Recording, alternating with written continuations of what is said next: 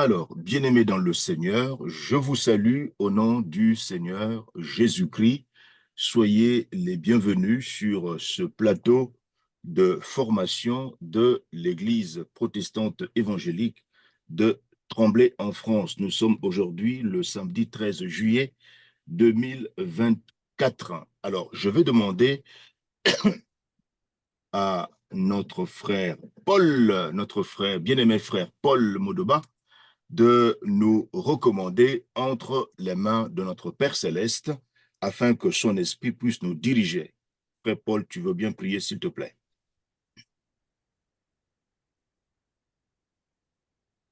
Dieu notre Père, nous venons à toi, notre Créateur, pour ce matin, le matin que tu nous as éclairé pour continuer la vie. Mais nous voulons aussi continuer à étudier ta parole. C'est une recommandation de ta part. Seigneur, nous avons toujours soif de toi et surtout de connaître tes ordonnances, de suivre tes enseignements afin que nous puissions marcher sur le chemin de la vie éternelle en beauté. Oui, papa, nous avons besoin de ta présence car nous sommes limités du point de vue intelligence et sagesse et nous sollicitons ta présence pour que tu nous conduises pendant ce temps où nous allons étudier ta parole qui est la lumière sur notre chemin. Papa, bénis ce moment, bénis chacun de nous et ouvre la voie à chaque membre de l'Église. Touche-le, donne la soif de nous rencontrer, de nous rejoindre pour qu'ensemble nous puissions t'entendre par la bouche de ton serviteur, le pasteur Malin. Merci de ta présence et merci de ta conduite au nom de Jésus-Christ. Amen. Amen. Amen. Amen. Merci beaucoup, notre bien-aimé frère Paul, pour la prière. Alors, aujourd'hui, c'est un samedi un peu spécial dans la mesure où la fille de notre bien-aimé frère Denis, qui vient souvent nous nourrir ici dans notre église depuis plusieurs années. C'est une famille amie aussi. Et bien, leur troisième fille, Judith, se marie aujourd'hui. Se marie aujourd'hui. Et donc, vous imaginez que tout le monde, euh, tout le monde est impliqué dans les préparatifs de ce mariage. Aujourd'hui, c'est le mariage coutumier monogamique aujourd'hui. Évidemment, moi-même, j'y suis aussi en début de cet après-midi, hein, puisque c'est moi qui vais officier, ou plutôt être le porte-parole du côté de Judith euh, pendant ce mariage coutumier. Donc, c'est ce qui explique que beaucoup de nos bien-aimés frères et sœurs sont absents à la séance de ce matin. Alors, euh, nous allons donc démarrer quand même notre session de formation. Ils auront l'occasion de nous suivre en différé par la suite. La fois passée, nous avons démarré notre session sur le rôle et l'importance de la prière dans la vie d'un croyant en Christ et les différentes sortes de prières ou comment prier. Le but de cette session sur la prière est double. D'abord, montrer aux nouveaux croyants en Christ le rôle et l'importance de la prière dans la vie d'un enfant adoptif de Dieu le Père, en soulignant les 10 raisons pour lesquelles il doit prier, et deuxièmement, montrer aux nouveaux croyants en Christ comment prier. Ça, c'est fondamental. Nous avions parlé de la définition de la prière. La prière, c'est dialoguer avec le Dieu trinitaire. Nous avions partagé différentes raisons pour lesquelles nous devons prier en tant que croyants en Christ, et nous avions énuméré 10 raisons pour lesquelles nous devons prier en tant que croyants en Christ. La première raison, la prière et le contact direct avec le Dieu trinitaire. La deuxième raison, le Dieu trinitaire nous ordonne de prier nuit et jour. La troisième raison, tous les hommes de Dieu dans la Bible étaient des hommes de prière. La quatrième raison, le Fils de Dieu lui-même, lorsqu'il était sur la terre, priait. La cinquième raison, c'est dans la prière que la foi entre en jeu, entre en ligne de compte, intervient ou a une certaine importance. La sixième raison, quand je prie, l'Esprit de Dieu agit. La septième raison, la prière est agréable à Dieu ou réjouit le cœur de Dieu. La huitième raison, la prière me protège contre la tentation. La neuvième raison, la prière me permet de recevoir. La dixième raison, Dieu le Père t'aime. Dieu le Père m'aime. Voilà la raison suprême de la prière. Parce que Dieu le Père m'aime, je suis obligé de m'adresser à lui au nom de Jésus-Christ. Alors, nous avions ensuite, pour terminer cette partie, nous nous sommes interrogés sur la forme de la prière. Nous avions dit que la parole de Dieu nous révèle la prière comme ayant une certaine forme. Mais cette forme contient toute la spontanéité de la vie, toute l'infinie variation de la fertilité de l'Esprit de Dieu.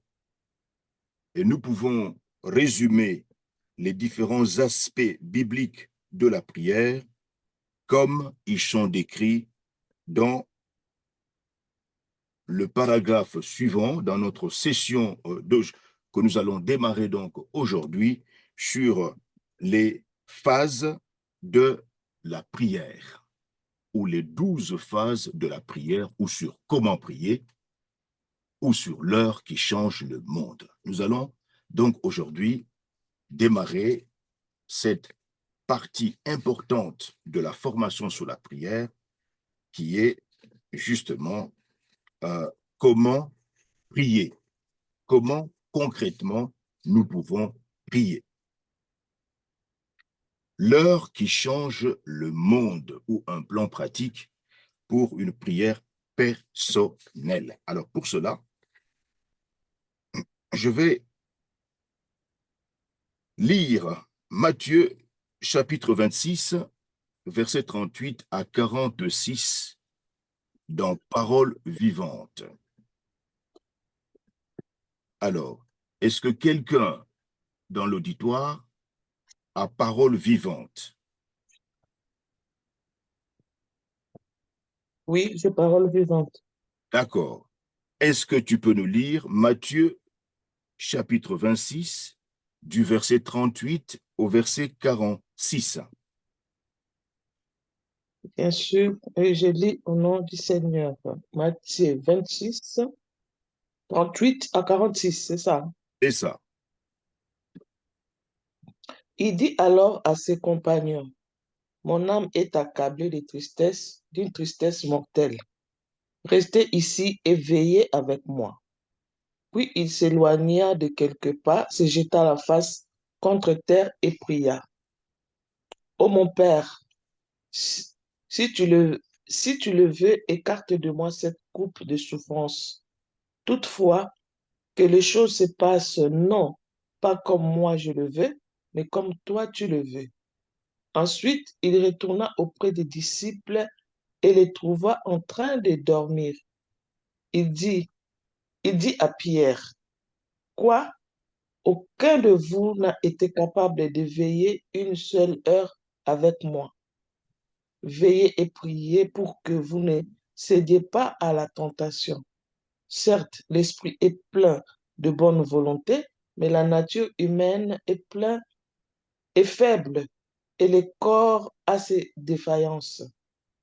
Puis il s'éloigna de nouveau pour la seconde fois et reprit sa prière en disant, mon Père, s'il n'est pas possible que cette épreuve douloureuse me soit épargnée, que ta volonté soit faite. Il revient de nouveau vers ses disciples et les trouva encore endormis, car leurs paupières étaient si lourdes qu'ils n'arrivaient pas à garder les yeux ouverts. Il les laissa donc et s'éloigna de nouveau. Pour la troisième fois, il pria en répétant les mêmes paroles. Finalement, il rejoignit ses disciples et leur dit, vous dormez encore et vous vous reposez. Le moment est venu où le Fils de l'homme va être livré entre les mains des pécheurs. Alors debout, celui-ci me trahit est près d'ici. Celui qui me trahit, pardon, est près d'ici. Amen. Amen. Amen. Amen. Jésus prie à Gethsémané. Je relis le verset 40. Ensuite, il, c'est-à-dire Jésus, retourna auprès des 3 disciples et les trouva en train de dormir. Il dit à Pierre, quoi? Aucun de vous n'a été capable de veiller une seule heure avec moi? Matthieu, chapitre 26, verset 40. Dick Eastman développa un long ministère de mobilisation et de formation à la prière.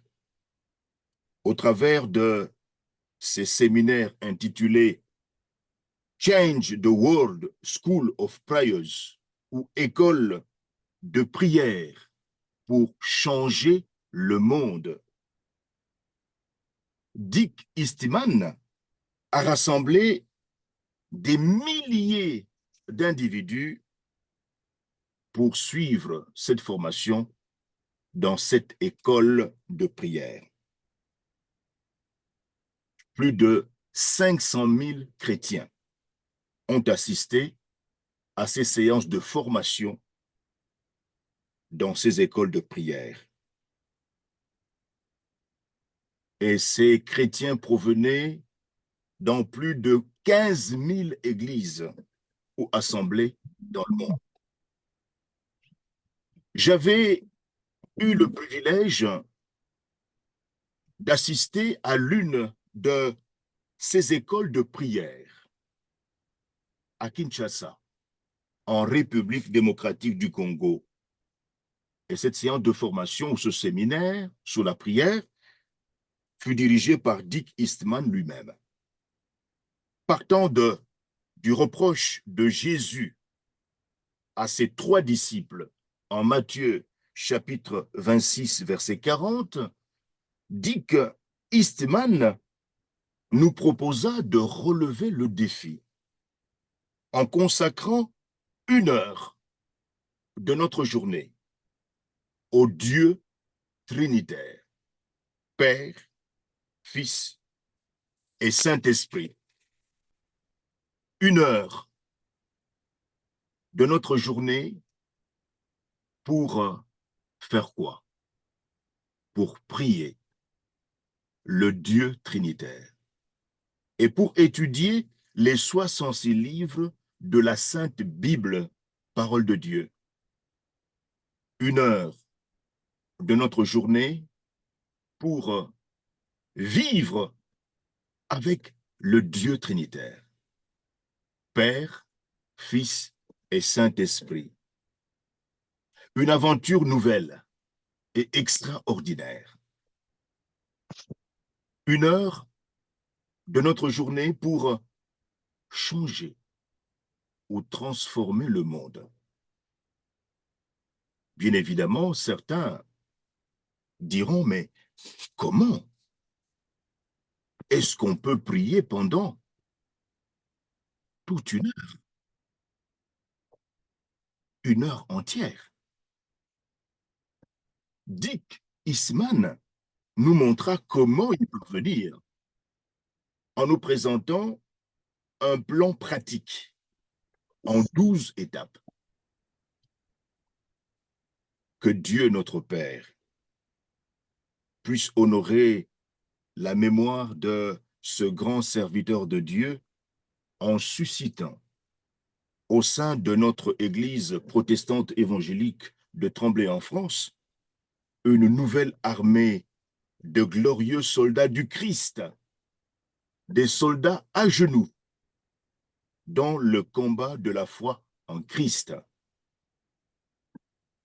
Nous sommes parfois souvent intimidés, voire découragés, par les propos des grandes figures de l'histoire de l'Église, tels que le réformateur Martin Luther King, qui disait « J'ai tellement à faire aujourd'hui que je vais commencer par consacrer les 3 premières heures de mon travail à la prière. » Waouh!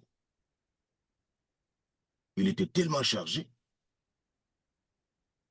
Il avait tellement de choses à faire pendant la journée qu'il avait décidé, mais justement de consacrer les 3 premières heures de son travail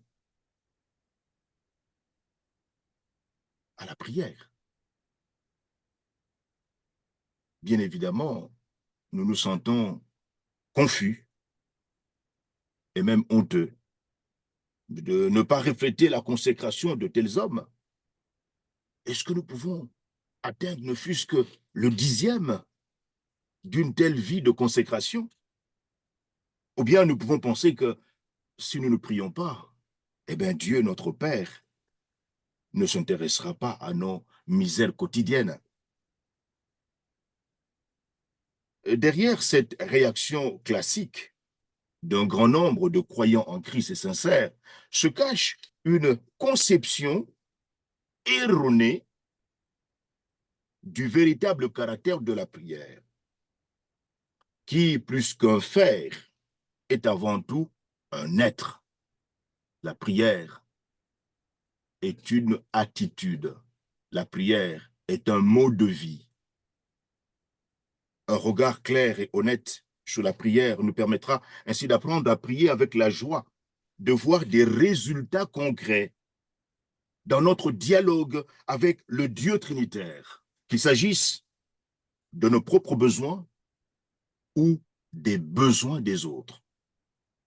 Alors, dans cette école de prière pour changer le monde, eh bien, nous apprendrons ensemble, premièrement, à dissiper ou à faire cesser ou à faire disparaître le mythe ou la chose imaginaire que seuls les super saints peuvent prier le Dieu trinitaire avec succès.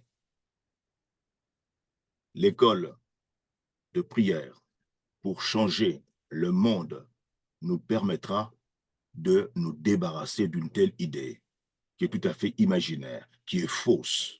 Non, il n'y a pas seulement les super saints qui peuvent prier le Dieu trinitaire avec succès. Vous pouvez aussi, en tant que croyant en Christ, prier le Dieu trinitaire avec succès. Deuxièmement, dans cette école de prière, pour changer le monde, nous apprendrons ensemble à découvrir des perspectives nouvelles sur la manière dont le Dieu trinitaire nous répond. Troisièmement, dans cette école de prière, pour changer le monde, nous apprendrons ensemble à comprendre pourquoi notre position de croyant en Christ devant Dieu le Père est beaucoup plus importante que notre pétition devant le trône de la grâce. Quatrièmement, dans cette école de prière, pour changer le monde, nous apprendrons ensemble à utiliser l'arme secrète que le Dieu trinitaire a confiée à tous les croyants en Christ qui prient le Dieu trinitaire. Alors cette formation à la prière, car nous parlons de comment prier, dans cette école de prière pour changer le monde, a pour but de nous aider en notre qualité de croyants en Christ à développer une vie de prière susceptible de porter du fruit. Nous ferons l'expérience qu'une heure avec le Dieu trinitaire chaque jour deviendra le minimum vital pour notre vie quotidienne. Dick Eastman dit d'ailleurs lui-même ceci: la prière est bien plus qu'une puissance théorique. C'est une puissance pratique. Cependant, pour exploiter cette puissance pratique, nous devons prendre l'initiative d'y consacrer du temps. Autrement dit, si nous ne prenons pas l'initiative de consacrer du temps à la prière, eh bien, cette puissance pratique ne se manifestera pas dans notre vie. Lorsque nous écoutons les messages de la Bible, nous nous demandons immédiatement, mais comment les mettre en pratique? Ça, c'est la question qui surgit. Voyez? Comment pouvons-nous mettre en pratique cet enseignement de la Bible que nous avons reçu?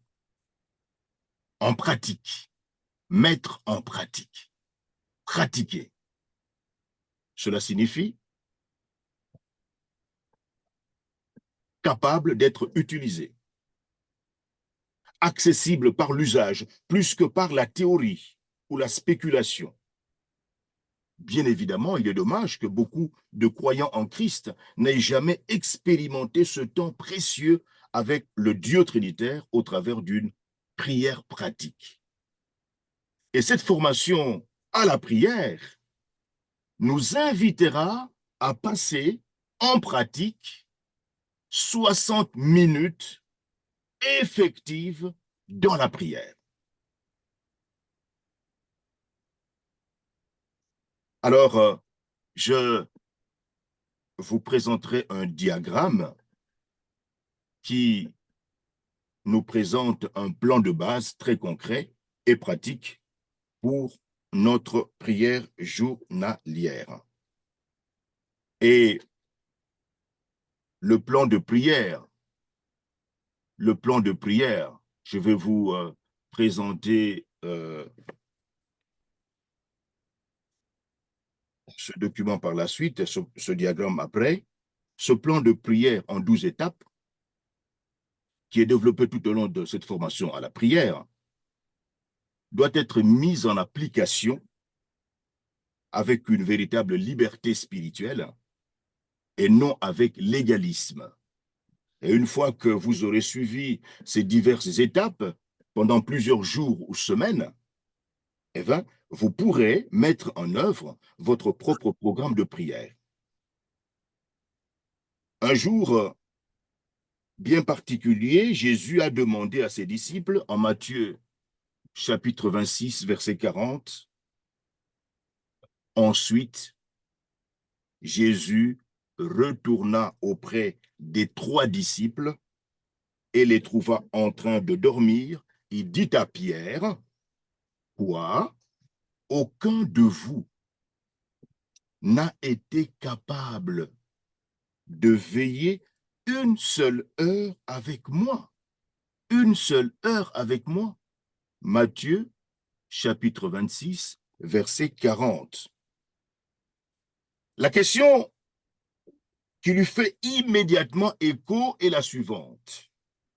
Comment quelqu'un peut réellement prier pendant une heure entière? Comment consacrer une heure entière à la prière? Et c'est possible. Cette formation à la prière donne une solution simple et pratique en proposant de structurer cette heure de prière en 12 portions de 5 minutes chacune. Dick Eastman encouragea les débutants à ne pas s'effrayer et à commencer avec 12 minutes. Si une heure semble impossible, ils peuvent ainsi consacrer 1 minute dans chacun des 12 aspects proposés de notre relation avec le Dieu trinitaire. Jésus a pitié des foules en Matthieu 9, versets 35 à 37. Jésus parcourait toutes les villes et tous les villages. Il enseignait dans les synagogues, proclamait la bonne nouvelle du règne de Dieu et guérissait toutes sortes de maladies et d'infirmités. En voyant les foules, il était bouleversé. Une profonde pitié s'emparait de lui, car elles étaient comme des brebis abandonnées, n'ayant pas de berger, déprimées, harassées et abattues. Alors, il dit à ses disciples, « Quelle moisson abondante et si peu d'ouvriers pour la rentrée. Demandez donc au Seigneur, à qui appartiennent le champ et la moisson, qu'il envoie des ouvriers pour rentrer sa récolte. » Matthieu 9, versets 35 à 37.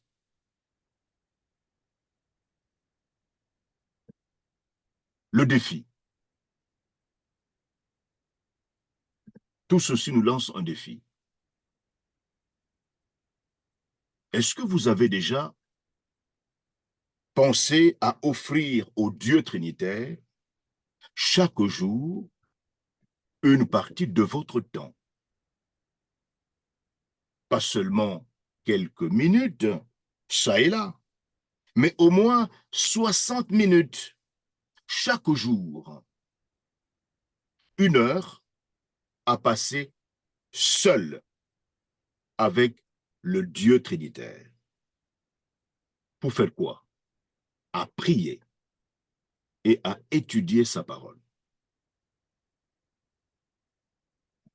Je suis mis au défi en tant que croyant en Christ, en tant que disciple du Christ, de faire le sacrifice quotidien de moins 1 heure de mon temps.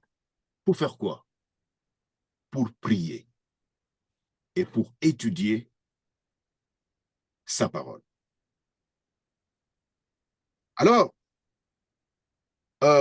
nous allons jeter un œil sur le diagramme en question qui nous montre un plan de base efficace pour une prière quotidienne.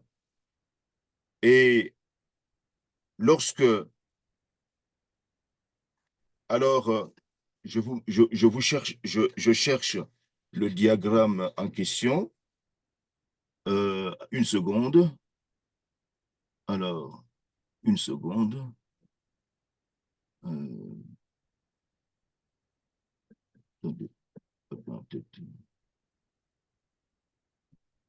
Alors,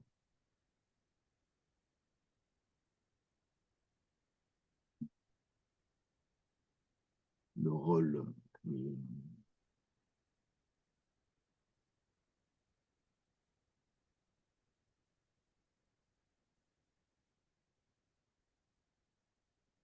C'est pour ça.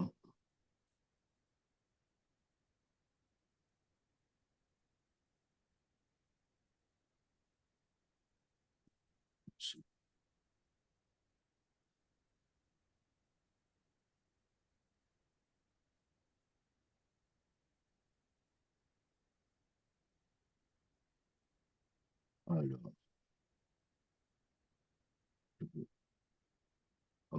je vais agrandir. Je vais agrandir. Attendez.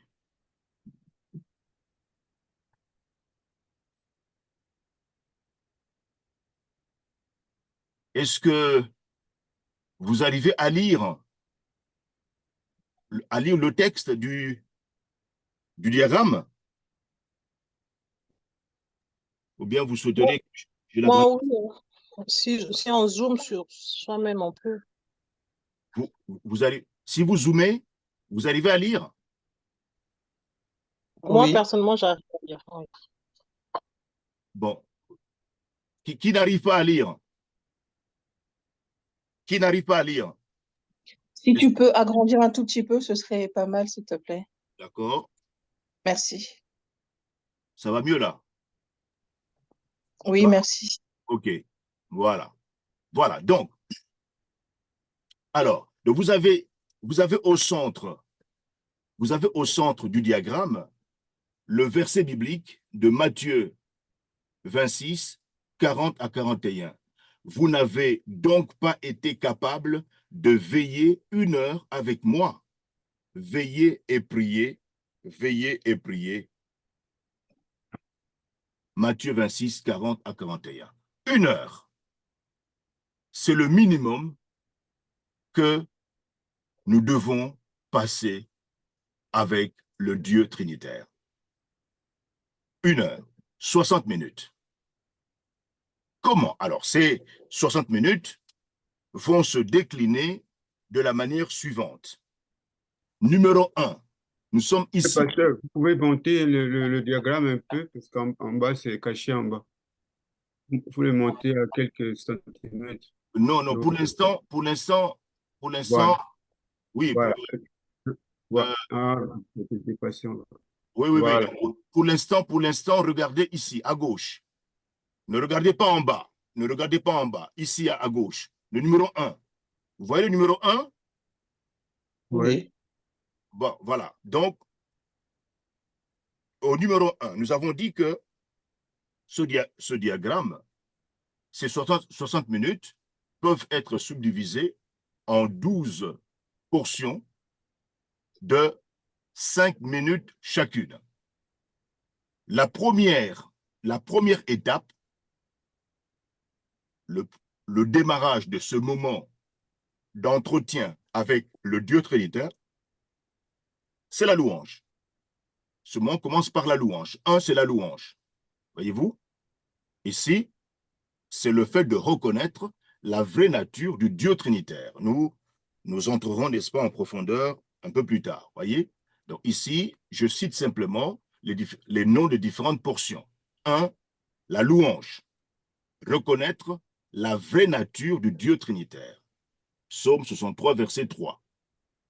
La deuxième étape, donc 5 minutes, la deuxième étape qui dure 5 minutes, c'est l'attente. L'attente ici, c'est le don silencieux de nous-mêmes.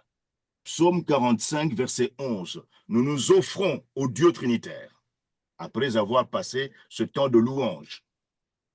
La troisième étape de ce moment de prière, c'est la confession.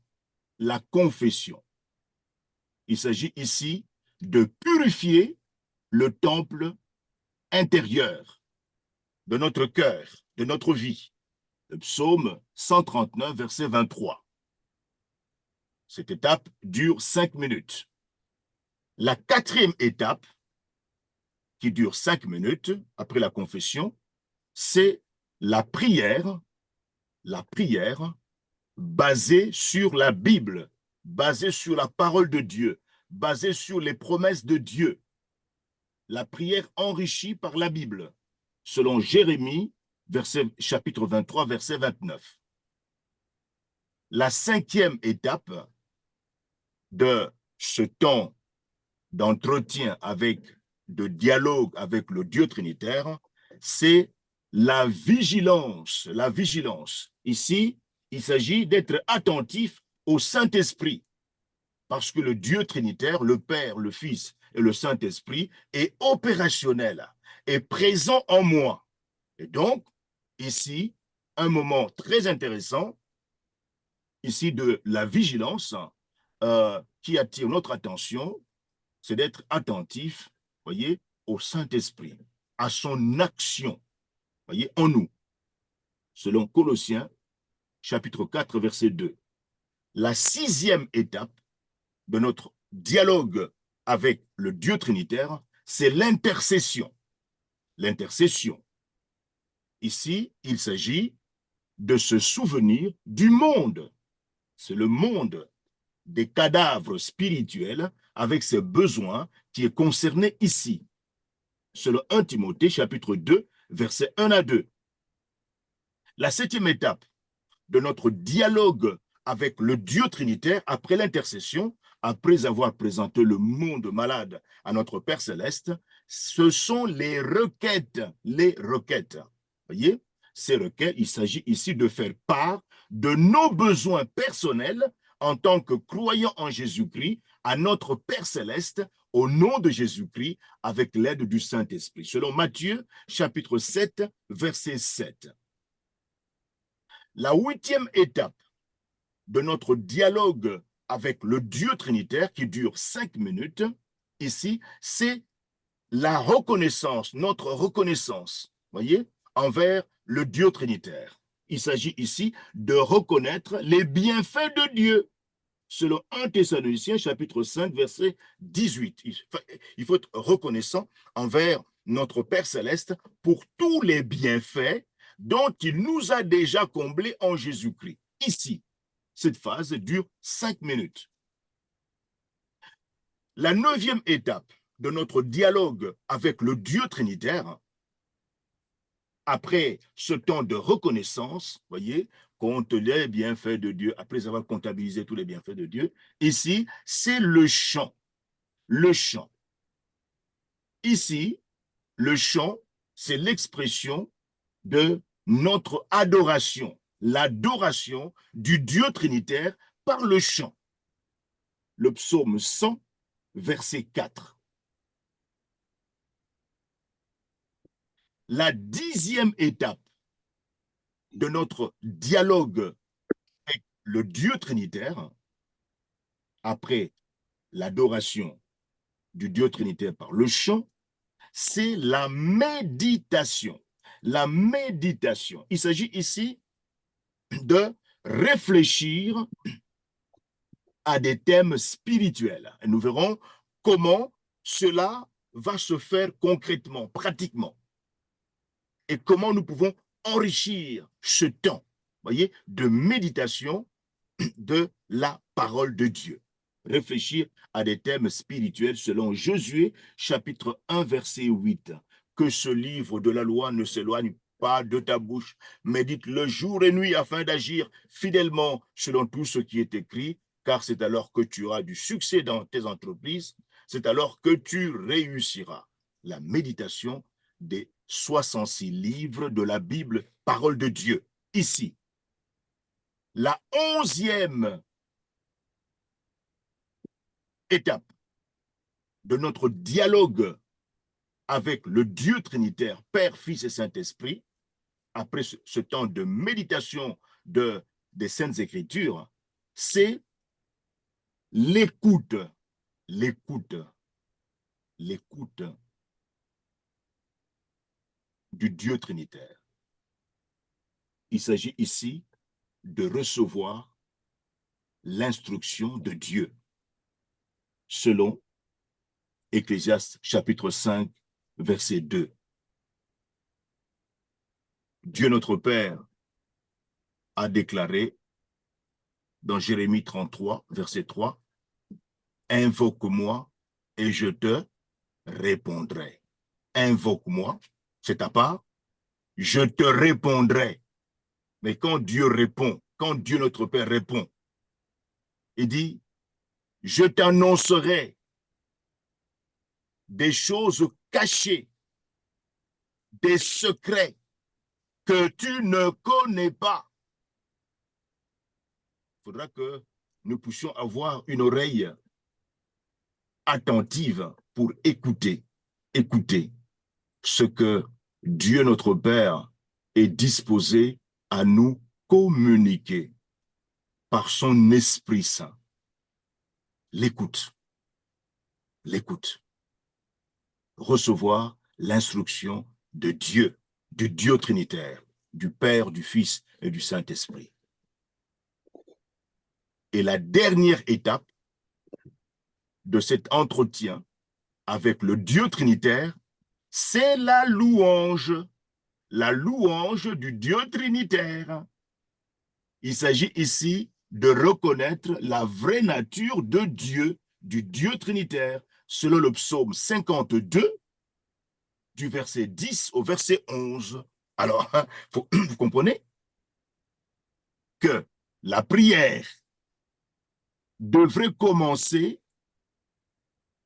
et conclure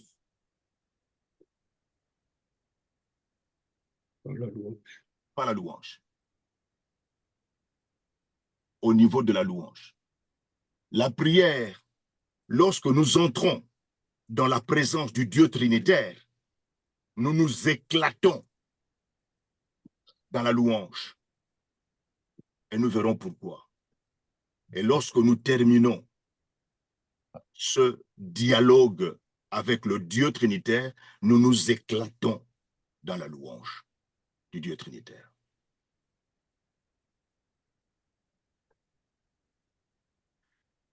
Ce plan, tout spécialement,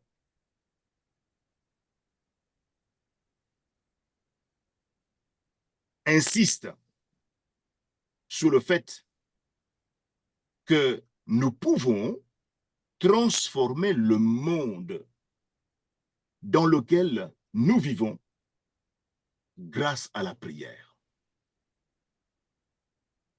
Si la prière, mes amis, est bien orientée,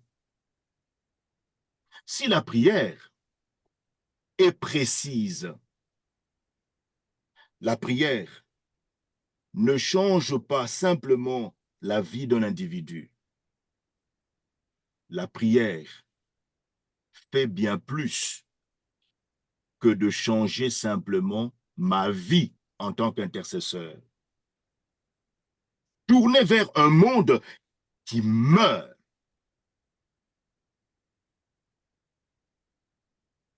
Elle dit avec amour à ce monde qui meurt, je pense à toi, je veux t'aider via mon intercession. Mais pourquoi se fixer comme but 1 heure de prière chaque jour? Chaque jour. La réponse la plus sensée à cette question est que Jésus, notre Seigneur, notre commandant en chef, notre maréchal, lui-même a demandé 1 heure. En Matthieu combien? Matthieu combien? Qui a retenu la référence? 26-40. Très bien. Retenez cette référence, mes amis. Matthieu 26-40. C'est notre mot d'ordre. C'est Jésus, notre chef, qui m'ordonne de passer avec lui et le Père et le Saint-Esprit au moins 1 heure chaque jour. C'est un ordre.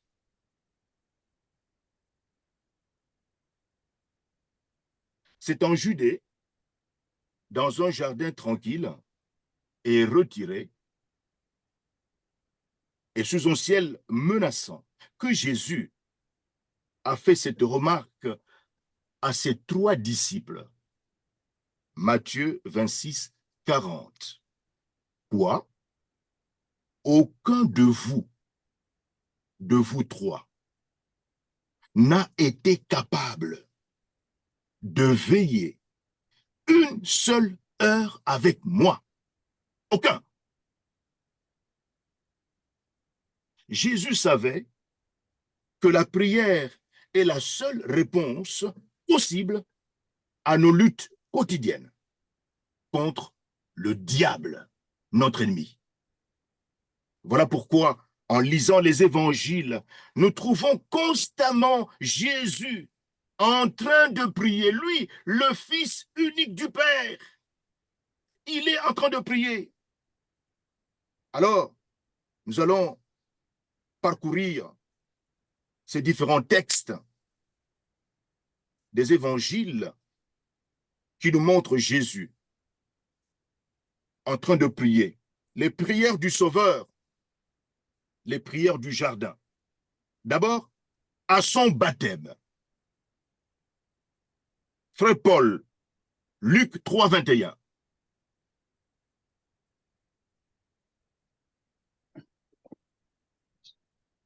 Notre sœur Bernadette va nous lire Marc 1, 35, Marc 1, 35. Marc 1, 35. Et notre sœur Grâce Aoué va nous lire Luc 4, 42. Notre sœur Gladys va nous lire Luc 5, 16. Notre sœur Christelle va nous lire Luc 6, 12. Notre frère Jean-Albert va nous lire Matthieu 14, 23. D'abord, notre sœur Stéphanie va nous lire Marc 6, 46. Retenez la référence que je vous donne, parce que je ne me souviens pas après. Est-ce que notre sœur Daniela pourra nous lire Jean 6, 15? Ensuite, notre frère Jean-Baptiste, je ne sais pas, s'il est au volant, il ne peut pas lire. Mais si... Oui, je suis au volant. Ah, d'accord. Bon, d'accord. Tu ne pourras pas lire. OK, d'accord. Alors, commençons par Luc 3, 21. À son baptême, que s'est-il passé? Luc 3, 21 nous dit ceci. Tout le peuple accourait vers Jean pour se faire baptiser. Jésus fit aussi baptiser. Or, pendant qu'il priait, le ciel s'ouvrit. Point. Pendant son baptême, qu'est-ce que Jésus a fait? Qu'est-ce qu'il a fait? Répondez. Oui. Pendant son baptême, Qu'est-ce qu'il faisait? Qu'est-ce qu'il a fait? Qu'est-ce que Jésus a fait? Pendant que Jean-Baptiste le baptisait, qu'est-ce qu'il a fait? Mais on a constaté, il n'a pas fait, mais on a constaté que le ciel était ouvert. Oui, mais tu viens de lire ton texte, mon cher ami, Luc 21. Il a fait quelque chose là. Jésus fut aussi baptisé. Or, pendant qu'il priait, le ciel s'ouvrit. Oui. Donc, avant que le ciel ne s'ouvre, qu'est-ce qu'il a fait? Il a prié. Mais il a prié. Mais Il a il a prié. prié. Il a prié. Donc, à son baptême, Jésus a prié. Et après qu'il ait prié, le ciel s'est ouvert. Il a prié pendant le baptême. Voyez-vous, le baptême, c'est un moment important. Il a prié. Et le ciel s'est ouvert. Deuxièmement, avant sa première tournée en Galilée, Marc 1,35. Qu'est-ce que Jésus a fait avant sa première tournée en Galilée? Qui nous lit Marc 1,35? C'est moi. Oui, vas-y. Le lendemain, il s'élève bien avant l'aube. Dehors, il fait encore nuit. Il sort de la maison et s'en va dans un endroit solitaire pour prier. Très bien. Amen. Amen. Qu'est-ce que Jésus fait là, maman Bernadette? Qu'est-ce qu'il fait? Il prie très tôt le matin. À Très l'aube. tôt, très tôt le matin, il sort tout seul, tout seul. Comprenez ça? Mais vous pouvez aussi sortir de votre maison tout seul. Seul, et vous priez là dans la rue, seul. Vous vous adressez à votre Père Céleste au nom de Jésus-Christ. Oh, il y a tellement de choses qui doivent nous motiver à nous retrouver seul à seul avec le Dieu Trinitaire. Luc 4, 42. Qui nous lit ce texte? Luc 4, 42. Dès que le jour parut, Jésus sortit de la ville et s'en alla vers un endroit isolé. Une foule de gens se mirent à le chercher. Quand ils l'eurent rejoint, ils voulurent le retenir et l'empêcher de les quitter. Amen. Amen. Dès que le jour parut, il se rendit dans un endroit solitaire, seul, pour prier. Non pas pour faire du tourisme, pour prier, seul, pour s'adresser à son Père, seul à seul. Ça, c'est avant sa première tournée en Galilée. Après la guérison d'un lépreux, Luc 5, 16, qu'est-ce que Jésus a fait après avoir guéri un lépreux? Luc 5, 16. Luc 5, 16. Mais Jésus part seul dans des endroits isolés et il prie. Après avoir guéri un lépreux, il part seul dans des endroits isolés. Et là, en solitaire, il s'adresse à son Père céleste.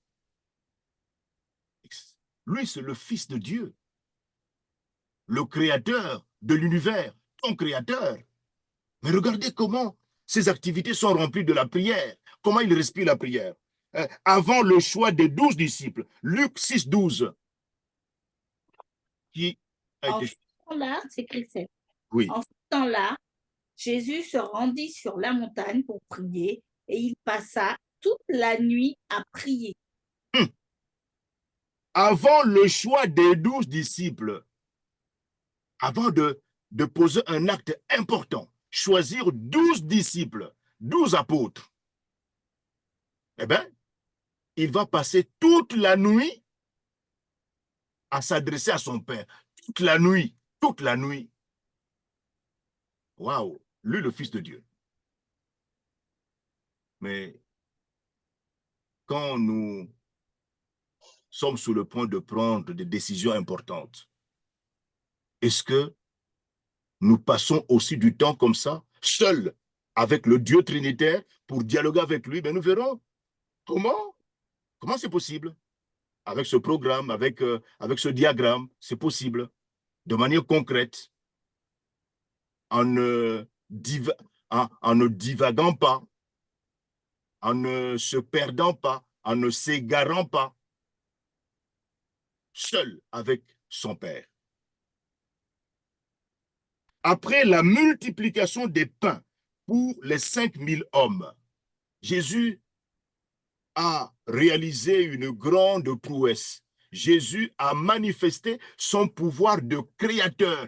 Il a créé du pain qu'il a offert à 5000 hommes, plus les femmes et les enfants, c'était une population de plus de 20 000 personnes. Donc Jésus avait créé 1000 pains. Il a créé du pain et du poisson. Il a créé. Et après ce travail important, qu'est-ce qu'il a fait? Matthieu 14, 23, qui a été choisi? Matthieu 14, 23. C'est moi, c'est moi. Oui, frère Albert, Jean-Albert, vas-y. On y va. Ah mince, mon truc a bugué, je suis désolé. Matthieu 14, 23.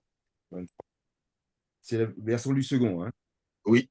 Quand il l'eut renvoyé, virgule, il monta sur la montagne, virgule, pour prier à l'écart. Et comme le soir était venu, il était là seul. Amen.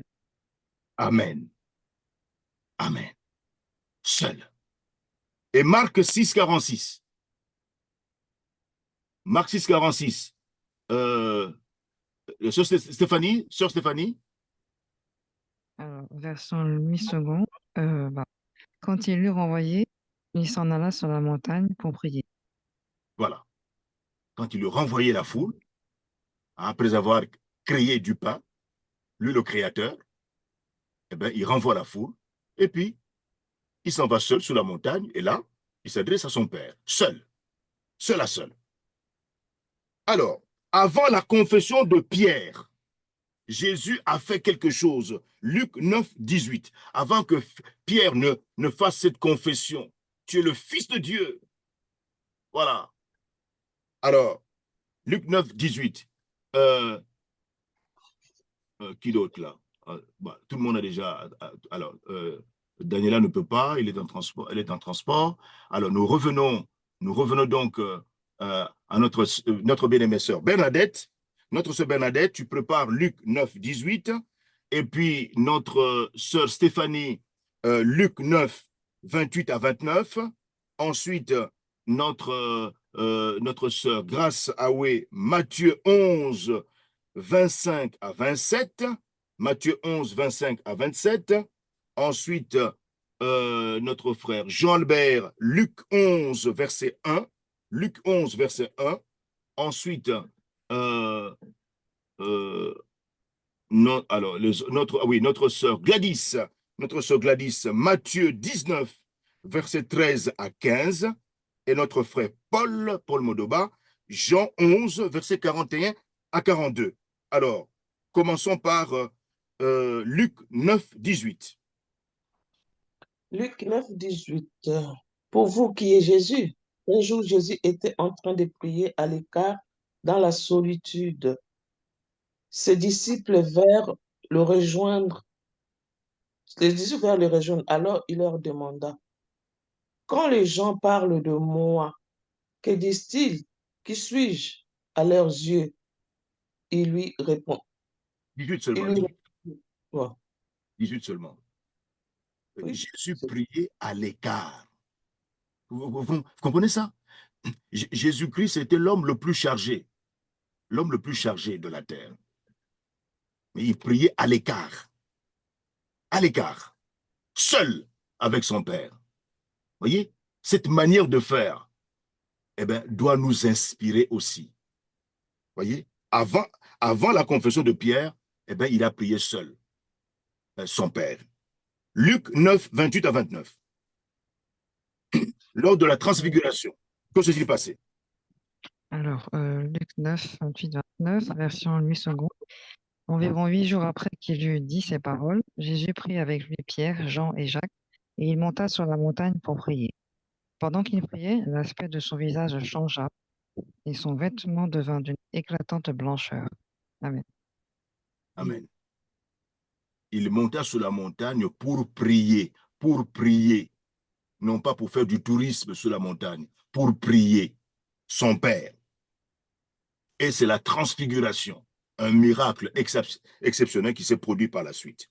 Après avoir entendu le rapport au retour des 70 disciples, Jésus a fait quelque chose. Matthieu 11, 25 à 27. Allez-y. Alors, venez à moi pour trouver le repos. C'est le titre. En ce temps-là, Jésus s'écria, « Ô Père, Seigneur du ciel et de la terre, Je te remercie d'avoir révélé aux petits ce que tu as caché aux sages et aux gens instruits. Oui, Père, tu as bien voulu qu'il en soit ainsi. Mon Père m'a remis toutes choses. Personne ne connaît le Fils si ce n'est le Père. Et personne ne connaît le Père si ce n'est le Fils. Et ceux à qui le Fils veut révéler. Amen. Amen. Jésus-Christ s'adresse à son Père par la prière. Après sa visite chez Marthe et Marie, Luc 11, verset 1. Luc 11, verset 1. Louis II. Jésus priait un jour en un certain lieu. Lorsqu'il eut achevé, l'un de ses disciples lui dit, « Seigneur, enseigne-nous à prier, comme Jean l'a enseigné à ses disciples. » Amen. Amen. Jésus s'est mis à prier seul. Ses disciples l'ont vu en train de prier seul, de s'adresser seul à son Père. Et c'est alors qu'ils vont lui demander, « Seigneur, apprends-nous à prier comme tu le fais en t'adressant à ton Père. » Après avoir accueilli quelques petits-enfants, Matthieu 19, 13 à 15. Oui. Matthieu 19, 13 à 15. Des gens amènent des enfants à Jésus pour qu'il pose les mains sur eux en disant une prière. Mais les disciples font des reproches aux gens. Alors Jésus dit aux disciples, « Laissez les enfants venir à moi, ne les empêchez pas. En effet, le royaume des cieux appartient à ceux qui sont comme eux. » Jésus pose les mains sur la tête des enfants, ensuite il quitte cet endroit. Amen. Amen. Jésus prie. Après avoir accueilli quelques petits-enfants, il prie. Il prie. Il prie tout le temps. Toutes les activités, soit avant, soit après, sont des occasions de prière pour le Seigneur Jésus-Christ. Voyez-vous, avant la résurrection de Lazare, Jean 11, 41, 42, c'est frère Paul, hein? Oui.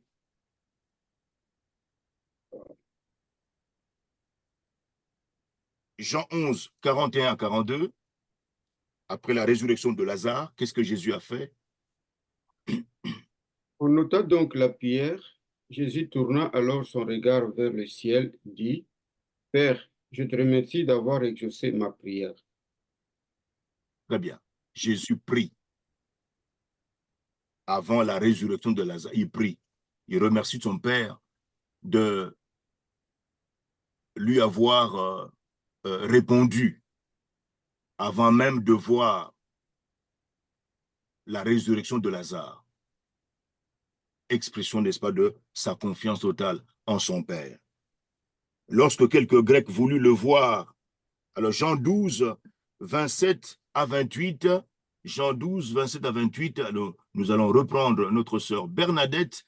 Notre sœur Bernadette va nous lire, la sœur Bernadette, elle est pas, ah oui, elle est là. Donc, tu vas nous lire Jean 12, 27 à 28, et puis notre sœur Bernadette, notre sœur, attendez, notre frère Paul Modoba, Jean 17, 1 à 26, et Matthieu 26, 39, notre sœur Stéphanie Leroy, Matthieu 26, 39, ensuite Matthieu 26, 42, notre sœur Grace Aoué, 26, 42, ensuite notre frère Jean-Albert, Matthieu 26, 44, et puis notre sœur Christelle, Luc 23, 34, ensuite notre sœur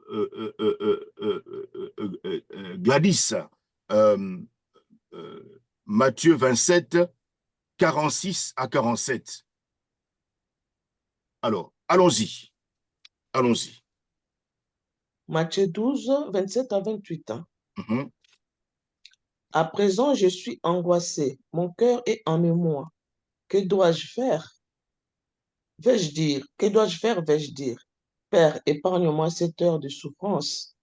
Mais c'est précisément pour passer par cette heure-là que je suis venu. Je dirai, Père, glorifie ton nom. Amen. Amen. Alors, il voit ses filles entendre venant du ciel. J'ai déjà fait éclater ma gloire et je continuerai à le faire. Amen. Amen. Amen. Tu as lu quel passage sur Bernadette? Jean Matthieu? 12, Jean 12. Ah, voilà, Jean 12, voilà, 27 à 28, c'est ça. Voilà, donc lorsque quelques Grecs voulurent le voir, ben, voilà, effectivement, donc il a prié. OK. Maintenant, après avoir quitté la chambre haute, Jean 17, 1 à 26, Frère Paul. La prière pour l'Église. Après avoir ainsi parlé, Jésus leva les yeux au ciel et pria. Ô mon Père, le moment est venu. Fais apparaître la gloire de ton Fils, pour qu'à son tour, le Fils fasse connaître ta gloire, et qu'il donne la vie éternelle à tous ceux que tu lui as confiés, puisque tu lui as donné l'autorité sur l'humanité entière. Or, la vie éternelle consiste pour les hommes à te connaître, toi, le Dieu unique et véritable, et celui que tu as envoyé, Jésus-Christ. Je fais connaître ta grandeur et ta gloire sur la terre en menant à bonne fin la mission que tu m'avais confiée. Et maintenant, ô Père, révèle-moi de gloire en ta présence. Rends-moi cette gloire que j'avais déjà auprès de toi avant le commencement du monde. J'ai montré que tu étais aux hommes, que tu as retiré du monde pour les confier. Ils t'appartenaient. C'est pourquoi tu les as conduits vers moi. Tu me les as donnés. Ils ont gardé ta parole. Maintenant, ils savent que tout ce que tu m'as donné vient vraiment de toi, car je leur ai transmis fidèlement le message que tu m'avais confié. Ils l'ont accepté et compris aussi, ont-ils reconnu dans leur cœur avec une absolue certitude que je suis venu d'auprès de toi. Oui, je suis venu d'auprès de toi. Ils ont été convaincus que c'est toi qui m'as envoyé et ils ont cru. Je te prie pour eux. Je ne te prie pas pour le reste des hommes, mais pour ceux que tu m'as confiés parce qu'ils t'appartiennent. Car tout ce qui est à moi t'appartient, comme tout ce qui est à toi m'appartient. Ma gloire divine leur est apparue et rayonne en eux. Bientôt, je ne serai plus dans le monde. Je suis sur le point de retourner auprès de toi, mais eux, ils vont rester dans le monde. Ils vont rester dans le monde. Père Saint, me tiens-le attaché à à ta personne dont tu m'as donné de partager les perfections pour qu'ils soient un comme nous les sommes. Aussi longtemps que j'étais parmi eux, je les ai gardés attachés à ta personne dont tu m'as donné de partager les perfections. Je veillais sur eux et je les ai protégés. Aucun d'eux ne s'est perdu, sauf celui qui devait se perdre, car ce que l'Écriture a prédit devait se réaliser.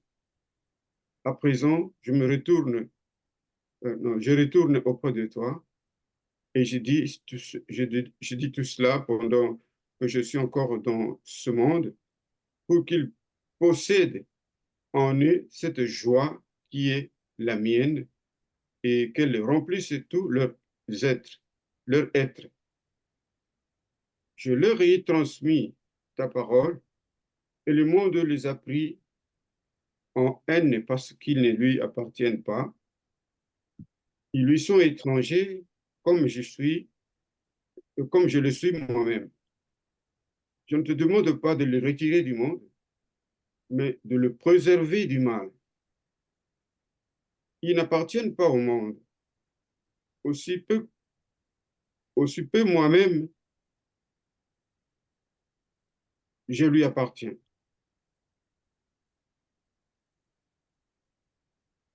Mais non, non, fais qu'ils t'appartiennent entièrement, rends-les saints par la vérité. La vérité, c'est ta parole. Comme tu m'as envoyé dans le monde, moi aussi je les envoie. Et je me consacre moi-même entièrement à toi, pour eux, pour qu'ils soient à leur tour vraiment consacrés à toi. Je ne te prie pas seulement pour eux, mais encore pour ceux qui croiront en moi grâce à leur message. Je te demande qu'ils soient tous un, comme toi, Père, qui vis en moi, comme toi, Père, qui, je suis où? Comme toi, Père, tu vis en moi et que je vis en toi, qu'ils constituent eux aussi une unité indissoluble dans la communion avec moi, pour que le monde reconnaisse que c'est toi qui m'as envoyé et qu'ils croient. Je les ai donné la gloire que tu m'as donnée, afin qu'ils soient un, comme toi et moi, nous sommes un. Je vis en eux comme tu vis en moi, afin qu'ils parviennent à l'unité parfaite et qu'ainsi le monde puisse reconnaître que c'est toi qui m'as envoyé et que tu les aimes comme tu m'aimes. Ô Père, mon désir est que ce que tu m'as donné soit avec moi là où je serai et qu'il contemple ma gloire, car c'est toi qui me l'as donné parce que tu m'as aimé avant la création du monde. Ô Père, toi qui es saint et juste, le monde ne t'a pas reconnu, mais moi, je te reconnais. Et mes amis ici ont compris que c'est toi qui m'as envoyé. Je leur ai révélé qui tu étais et je continuerai à te faire connaître pour que l'amour que tu m'as témoigné les remplisse et que moi-même je vive en eux. Amen. Amen. Amen. Quelle prière. Quelle prière. Après avoir quitté la chambre haute, eh bien, Jésus s'est adressé dans une longue prière à son Père. C'est la prière sacerdotale. Dans le jardin de Gethsémane, Matthieu 26, 39, que s'est-il passé? Matthieu 26, 39, qui lit ce texte? Oui. Matthieu 26, verset 20 39, version le soir étant venu, il se mit à Non, mais là, tu es en train de murmurer, là, on n'entend rien du tout. Pardon. Alors, vous m'entendez mieux? 28, 29. Matthieu C'est mieux? 26, verset 39. D'accord. Vous m'entendez mieux? Oui, oui. D'accord. Le soir étant venu, il se mit à table avec les 12. Pendant qu'il mangeait, il dit, je vous le dis en vérité, l'un de vous me livrera. Ils furent profondément attristés et chacun se mit à lui dire, est-ce moi, Seigneur? Il répondit, celui qui a mis avec moi la main dans le plat, c'est celui qui me livrera. Le Fils de l'homme s'en va, selon ce qui est écrit de lui. Mais malheur à l'homme par qui le Fils de l'homme est livré. Mieux vaudrait pour cet homme qu'il ne fût pas né. Judas, qui le livrait, prit la parole et dit, est-ce moi, Rabbi? Jésus lui répondit, tu l'as dit. Pendant qu'il mangeait, Jésus prit du pain, et après avoir rendu grâce, il le rompit, et le donna aux disciples en disant, prenez, mangez, ceci est mon corps. Il prit ensuite une coupe, et après avoir rendu grâce, il la leur donna en disant, buvez-en tous, car ceci est mon sang, le sang de l'alliance qui est répandu pour plusieurs, pour la rémission des péchés. Je vous le dis, je ne boirai plus désormais de ce fruit de la vigne jusqu'au jour où j'en boirai de nouveau avec vous dans le royaume de mon Père. Après avoir chanté des cantiques, ils se rendirent à la montagne des Oliviers.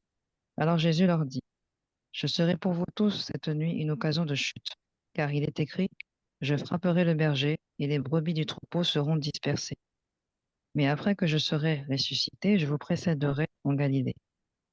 Pierre, prenant la parole, lui dit, Quand tu serais pour tous une occasion de chute, tu ne le seras jamais pour moi. Jésus lui dit, je te le dis en vérité, cette nuit même, avant que le coq chante, tu me renieras 3 fois. Pierre lui Merci. répondit, quand Merci. il me faudrait mourir avec toi, C'est seulement le verset 39. Tu es allé trop loin. je crois, parce que C'est j'ai seulement noté Matthieu 26, voilà. verset 20, 39. Voilà. C'est seulement le verset 30. Tu peux répéter le verset 39, s'il te plaît? Matthieu 26, D'accord, verset 39. j'ai mal compris, désolé. Alors, puis, ayant fait quelques pas en avant, il se jeta sur sa face et pria ainsi. Mon Père, s'il est possible que cette coupe s'éloigne de moi. Très bien. Toutefois, non pas ce que je veux, mais ce que tu veux. Amen. Voilà. Très bien. Amen. Donc, dans le jardin de Gethsémane, c'est la première prière que Jésus formule ici à l'endroit de son Père. Il se jette la face contre terre et s'adresse à son Père dans la prière. Première prière. Alors, dans le jardin d'Éden, Matthieu 26, verset 42. Verset 42 seulement. Alors, 26, 42 nous dit, il s'éloigna une deuxième fois et pria en ces termes.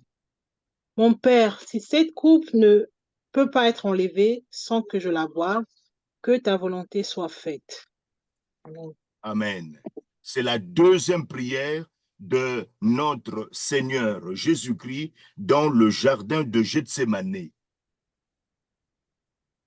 Ensuite, Matthieu dans 26, le jardin de Gethsémane, Matthieu 26, 44.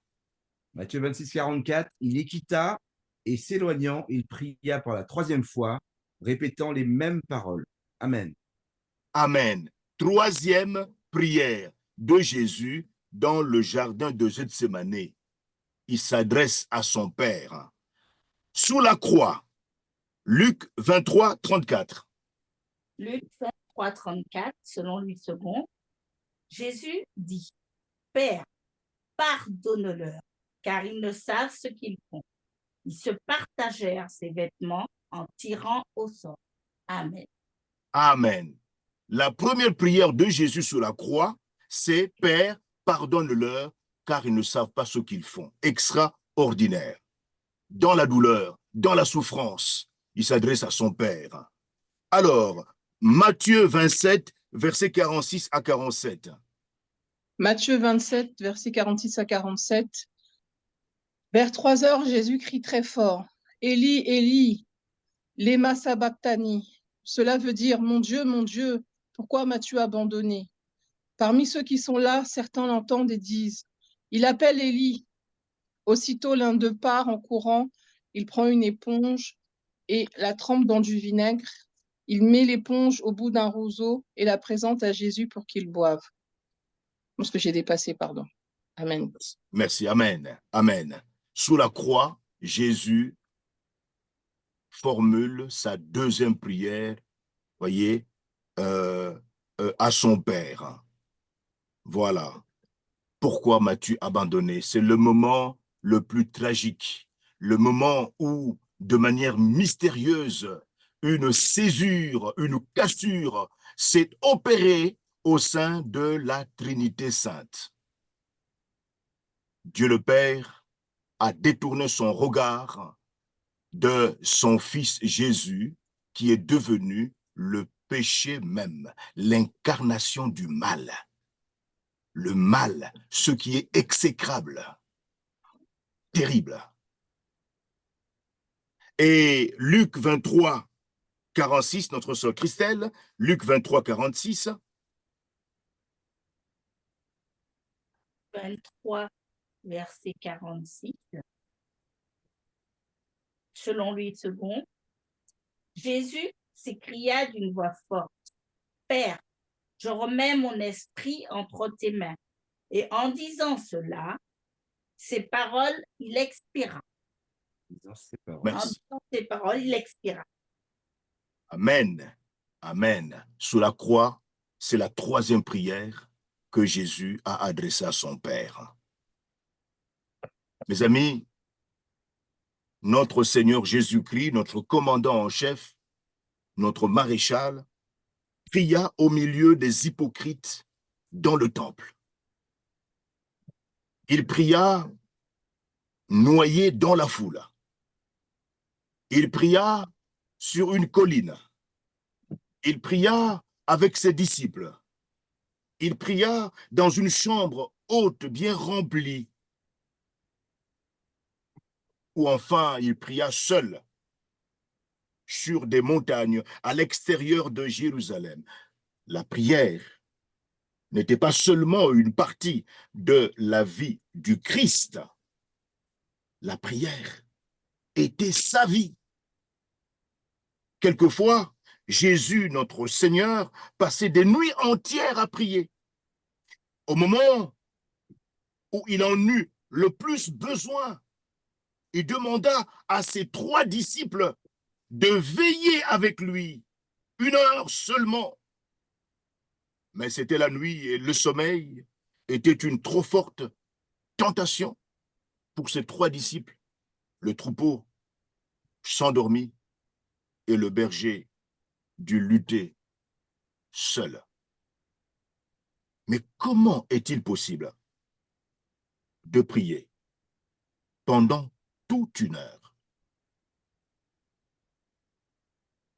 Est-ce qu'on demande souvent?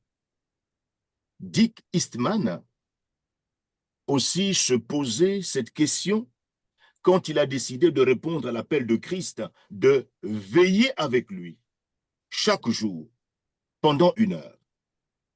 Alors, Dick Eastman s'était adressé à Dieu. Après tout, si la prière a vraiment la première place dans notre vie, eh bien, prier pour savoir comment prier, c'est bien la première chose à faire. Dieu, notre Père, a répondu à sa question par un programme simple. Il lui montra comment diviser son heure de prière selon 12 aspects différents basés sur la parole. Et dès qu'il a commencé à utiliser ce plan, il lui a semblé impossible de manquer un seul de ses rendez-vous quotidiens de prière. Subitement, ce temps passé avec Dieu est devenu le moment le plus précieux de sa journée.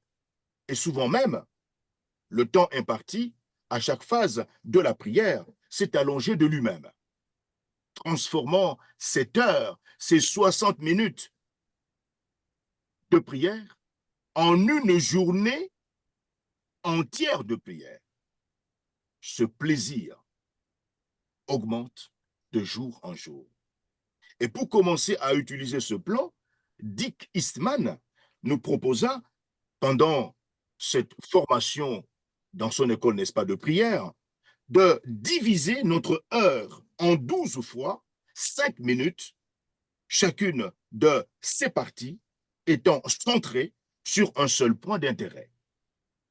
Ceci garantit un certain temps pour chacun des aspects de la prière. Parfois, certains sujets ne demanderont que quelques instants, tandis que d'autres sujets, par exemple la prière pour ceux qui ne sont pas chrétiens, pour les païens, les morts, les cadavres spirituels, exigeront bien plus que 5 minutes. Et quelle que soit la manière dont vous appliquerez ces conseils, vous les trouverez certainement rafraîchissants et passionnants. Pensez à l'impact que ce don quotidien de 60 minutes aura sur un monde troublé. 1 heure chaque jour pendant 1 année équivaut, mes amis, à 365 heures ou 45 journées continues de 8 heures. Vous imaginez-vous demandant à votre employeur 6 semaines de congé l'an prochain pour pouvoir passer du temps avec le Dieu trinitaire, à prier pour le monde? Impossible. Et pourtant, ce temps, vous l'aurez en donnant à Dieu 60 minutes par jour. C'est pourquoi, mes amis, je vous invite à vous lancer dans cette voie, vous attendant à découvrir de nouveaux secrets de la prière qui transforme le monde. 1 seule heure, mes amis, est un délice extrême. Quand devant toi, je la passe à genoux, dans la prière au Dieu, celui qui t'aime vit avec toi le plus beau rendez-vous.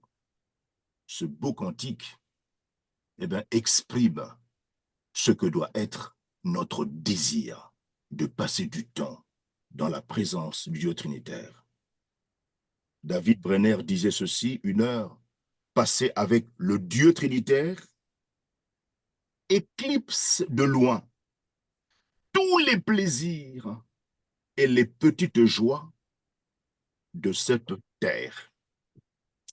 Amen. Amen. Nous allons nous arrêter là donc pour aujourd'hui. Hein. Nous continuerons donc la prochaine fois en parlant de la prière qui est le fin nerf moteur qui actionne les muscles de la toute-puissance du Dieu Trinitaire.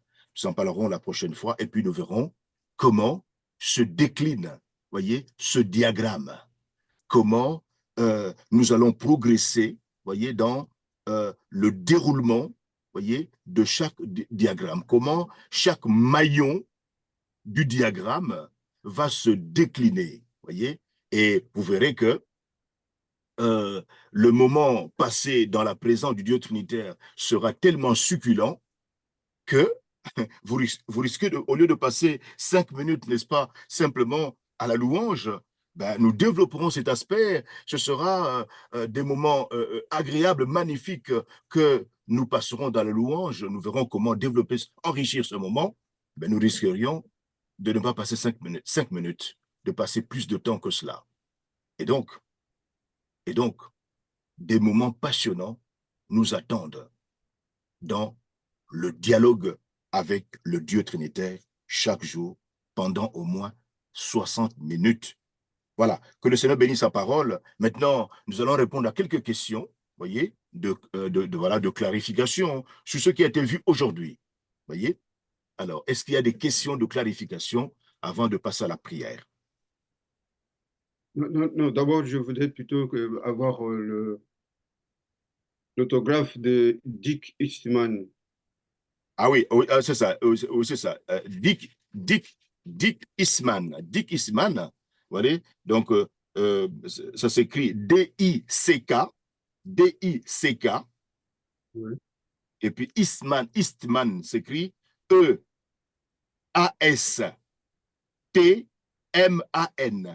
E-A-S-T-M-A-N, Eastman. Ouais. Merci. Voilà, les questions, ouvrez votre micro et puis posez votre question. Écoutez, que chacun s'exprime. Voyez, ce que nous avons vu devrait normalement pousser chacun de nous à pouvoir s'exprimer. Voilà, exprimez-vous, hein, dites votre ressenti, exprimez-vous, hein, voilà, parlez, quoi. Oui, moi j'ai une question, pasteur, Oui, vas-y, Bernadette. concernant par rapport à l'heure de la prière. C'est ça. Jésus s'est levé tôt à l'aube, et puis je sais qu'il y a ou des églises ou des gens qui insistent sur ce point-là, de prier à l'aube. Mais est-ce que la prière, quand on fait la prière à l'aube, est plus important que quand je fais la prière, par exemple, pendant la journée à 15h, à 16h, vraiment à Non, 19h? non, non, non, non, non, non. Mais pourquoi? Bon, parce qu'on l'a lu aussi, que Jésus s'est levé à l'aube, avant le matin. Il Oui, sortait, oui, il sortait. Bon, oui, sorti là, comme vous avez dit, dans la rue, dans la rue. oui. Et pourquoi dans la rue? Je ne peux pas le faire seul dans ma chambre où je quitte la chambre, je vais dans une pièce où je suis seule en train de prier. Il faut obligé d'aller dans la rue à l'aube pour prier. Mais je pense que dans ta question, tu as déjà la réponse. Nous avons vu que le Seigneur Jésus-Christ a dû prier à différentes occasions, à toutes les occasions de la vie. Il a prié la nuit, toute la nuit, certaines nuits, au début de chaque activité, à la fin de chaque activité. Il a prié au milieu des hypocrites dans le temple. Il a prié noyé dans la foule. Il a prié sur une colline. il a prié avec ses disciples, il a prié dans une chambre bien haute, remplie, il a prié seul sur des montagnes, voyez, il a prié pendant la souffrance, il a prié à toutes les occasions. Donc, lorsque quelqu'un vient dire que la prière n'est valable que si vous la faites dans votre chambre, tout seul, mais cela n'a pas de fondement biblique. La prière, tu la fais partout. Le Dieu Trinitaire est avec toi, où que tu sois dans ta chambre à coucher tout seul, toute seule, ou que tu sois dehors, ou que tu sois dans ton entreprise en train de travailler, ou que tu sois dans les toilettes, ou que tu sois dans le train, ou que tu sois seul dans ta voiture, ou que tu sois sous la rue, ou que tu sois sur une montagne, ou que tu sois à bord d'un avion, ou que tu sois sur une colline, ou que tu sois dans l'eau, le Dieu Trinitaire est avec toi. Amen. Donc, n'importe où, le Dieu Trinitaire avec toi. Voyez, c'est David qui disait où fuirai-je loin de ton esprit? Où? Si je vais dans l'eau, tu es là. Si je me cache dans l'obscurité, eh bien, l'obscurité devient lumière. Voyez, si je me cache sous terre, tu es là. Voyez, où? Personne. Nulle part. Donc, n'importe où, tu peux entretenir ce dialogue avec le Dieu Trinitaire, où que tu sois. Est-ce que c'est clair, maman Bernadette? Oui, bon, c'était plus par rapport à l'aube. Donc, on dirait que quand on prie à l'aube, la prière, elle est puissante ou Non. quand on prie le reste de la journée. Non. Ce n'est pas qu'à l'aube, c'est plus puissant qu'à midi ou... Non. L'aube, c'est simplement un moment. Voyez, c'est une occasion. Voyez, l'aube. À l'aube, tout seul, tu te retires. Voyez, Jésus se retirait à l'aube, mais aussi pendant la journée. Il se retire aussi pendant la journée. Il se retire aussi le soir. Il se retirait aussi à n'importe quel moment. Voyez-vous? Voilà. OK. Alors, notre sœur Daniela. Oui, merci pour ta réponse et pour cet enseignement qui m'est très bénéfique à la prière. Je voulais compléter ce que a dit M. Mahadet parce que effectivement, je pense pas que la prière du matin ou la prière de l'aube soit plus importante, mais je crois en tout cas qu'elle a une importance différente que la prière de midi ou du soir, parce que le Seigneur il nous dit que le Seigneur c'est le maître des temps et des circonstances, et on sait très bien que quand il a séparé le jour et la nuit, c'est que il y a une différence, il y a quelque chose qui est différent. C'est pas la même chose de prier à midi qu'à l'aube. Déjà pour une simple bonne raison, c'est que à l'aube, rien ne s'est passé encore sur le plan humain. Ça veut dire que c'est l'occasion pour moi de précéder mes intentions mauvaises qui vont arriver dans la journée. C'est l'occasion pour moi de dominer en fait dans la prière. Comme on a dit tout à l'heure que la prière nous aide à ne pas succomber à la tentation. Sauf que si je commence à prier à midi alors que je suis réveillée depuis 8 heures, entre 8 heures et midi, j'ai laissé l'occasion à ma chair de me conduire. Parce que c'est l'Esprit de Dieu qui, par la prière, nous aide à être conduit par son esprit, etc. Donc, je pense qu'une personne, si Jésus se levait à l'aube, c'est pas pour rien. Je pense qu'il y a des raisons à ça, au fait qu'il se lève à l'aube, et que c'est pas pareil de prier à l'aube que de prier à midi ou à 18 heures, bien que toutes les prières soient puissantes, peu importe l'heure à laquelle on les fait, mais je pense que ça n'a pas les mêmes effets. Parce que s'il y a un matin, c'est que le matin, si Jésus se levait à l'aube, c'est qu'il y a une raison. Peut-être qu'on ne connaît pas tout, mais je pense qu'il y a une raison et que c'est pas la même chose si s'est levé à midi. Parce que l'aube, déjà, ça nous permet de précéder les différentes actions qu'on peut poser. Papa l'a dit aussi, c'est une occasion où tout le monde dort, donc forcément c'est plus calme, c'est plus agréable. Mais je pense surtout que notre cœur, on le domine dès le matin et on peut aussi prier pour sa journée avant que la journée ait commencé en fait. On la prépare dans la prière avant qu'elle commence. Donc je pense pas que ce soit si anodin que ça que se lève à l'aube, bien que je soutiens le fait de dire que chaque prière est puissante, peu importe l'heure à laquelle elle est. Merci beaucoup, notre bien-aimée sœur Daniela, pour cette contribution. Je vous rappelle simplement la déclaration de Martin Luther King, hein, que j'ai cité pendant mon intervention, qui disait « J'ai tellement à faire aujourd'hui que je vais commencer par consacrer les 3 premières heures de mon travail à la prière. » Est-ce que vous avez bien compris cette déclaration de Martin Luther King, Martin Luther? Oui. Avant de commencer son travail, il était super chargé. Avant de commencer son travail de la journée, eh bien, il consacrait les 3 premières heures de son travail de la journée à qui? À la prière. À la prière. Voyez? C'est-à-dire qu'il se réveille le matin, eh bien, la première chose à faire, c'est de consacrer les 3 premières heures de sa journée à la prière. Ça, c'était la consécration de Martin Luther. Bien évidemment. Bon, de toute façon, lorsque nous verrons comment effectivement fonctionne ce diagramme, nous verrons, nous verrons que dans la mesure où le Dieu trinitaire est en moi, eh bien, le temps à passer avec lui, eh bien, c'est en permanence, quoi.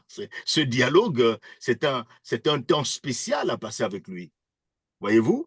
Et dans la mesure où nous débarrons notre journée, eh bien, je pense que notre désir sera effectivement de lui consacrer notre journée au début. Voyez, au début. Mais on en reparlera en profondeur. Mais pasteur, c'est pas bon, c'est pas une, comme on dit, une fin en soi. Moi, je suis d'accord, hein, l'idéal, c'est de commencer sa journée avec le Seigneur et tout. Euh, mais comme disait la sœur, si elle a ce moment d'échange avec le Seigneur vers midi, bon, il y a des gens qui peuvent pas, hein, de matin ou qui ont des problèmes, voilà, pour le faire. Moi, je sais que quand je me réveille pour prier avec le Seigneur, j'aime bien être lucide. Des fois, si je suis complètement endormi, voilà. Donc, c'est vrai que c'est un peu compliqué. Il faut quand même, comme tu disais, c'est un dialogue avec le Seigneur. Il faut que tu sois conscient, il faut que tu écoutes, il faut que tu reçoives du Seigneur. Si tu es complètement un petit peu endormi, très souvent, voilà, tu es assoupi, t'es pas. Toi, il faut quand même que tu sois quand même bien réveillé. C'est Et vrai. puis, voilà, on est des lève-tôt, il y a certains qui sont lève-tôt un peu plus tard.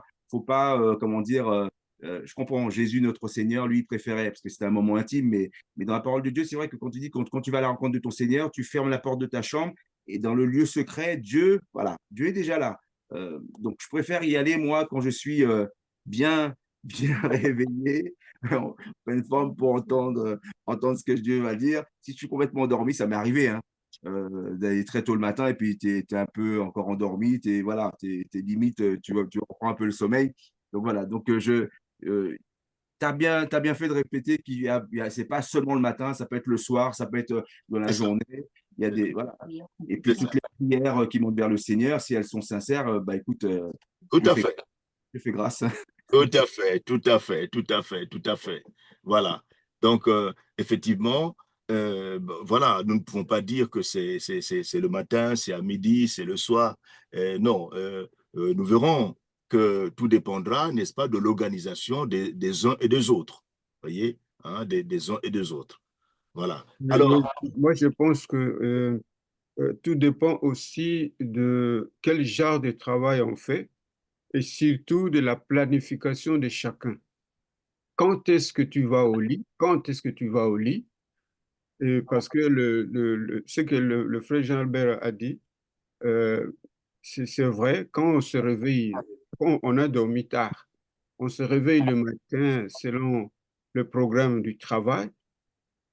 Si on fait la prière en ce moment-là, si elle est longue, vous risquez de plonger encore dans un sommeil parce que tu n'es pas très bien réveillé.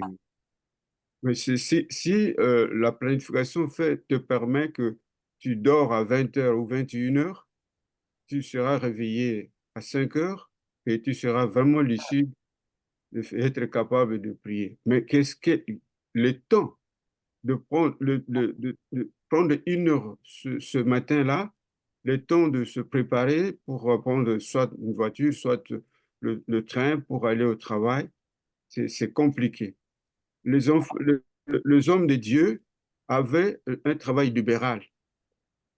C'est pas, ils étaient pas commandés par quelqu'un. Ils sont commandés par Dieu. Et le travail qu'ils vont faire, c'est le travail de Dieu. C'est comme le pasteur, s'il ne travaille plus et qu'il est à la maison, il peut le faire parce qu'il ne dépend de personne. Et quand il se réveille le matin, il fait sa prière d'une heure et puis même 3 heures avant de commencer à préparer les matières, à préparer les visites et tout et tout. Mais le travail en tant qu'embauché, c'est un peu différent.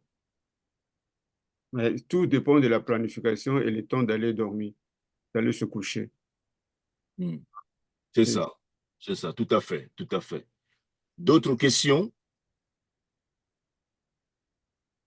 Questions de clarification, votre ressenti, qu'est-ce que les informations d'aujourd'hui rajoutent, suscitent en vous comme questionnement, comme, comme mise en cause, est-ce que les informations que vous avez reçues aujourd'hui vous poussent à revoir votre manière de faire, votre manière de vous organiser? Est-ce que ces informations vous poussent à changer un peu votre manière de considérer la prière? Est-ce que vous êtes encouragé à apprendre davantage dessus? Parce que est-ce que le sujet vous passionne? Réagissez un peu là. J'aimerais vous Oui, entendre. oui, oui, oui, moi, je suis vraiment ravi. Et en moi, ça cogite. Je cherche quand est-ce que je peux pratiquer cela, comment est-ce que je veux réajuster mon temps, comment je veux réaménager mon temps pour que je puisse avoir ces temps-là le matin. J'étais déjà en train de voir mes conversations avant d'aller se coucher, qui me prennent assez de temps, les informations, parfois le match et qu'on sort. Il faut réajuster dans tout ça pour pouvoir trouver un temps le matin pour prier ou un temps pendant la journée. Une heure, c'est une heure là, comment où est-ce que je veux le placer? Voilà, donc ça agite déjà dans mon cœur parce que je trouve que c'est très, très, très important. Quand on était encore jeune et qu'on n'avait pas de responsabilités, on n'avait pas de travail, on le faisait, même plus. Mais là, avec le travail, ça devient compliqué avec beaucoup, beaucoup d'occupations. Ben, il faut chercher un temps parce que c'est très, très important, cette conversation avec le Seigneur, parce que, bon, il y a des choses, Chris a parlé de ça aussi, que voilà, il y a des choses que nous demandons à Dieu et qui sont assez compliquées, c'est parce que nous ne gênons pas, nous ne prions pas assez. Et c'est vrai, si nous approchons du Seigneur de manière assez assidue, je pense que beaucoup de choses changeront. Merci. D'autres réactions? Ouvrez votre micro et exprimez-vous.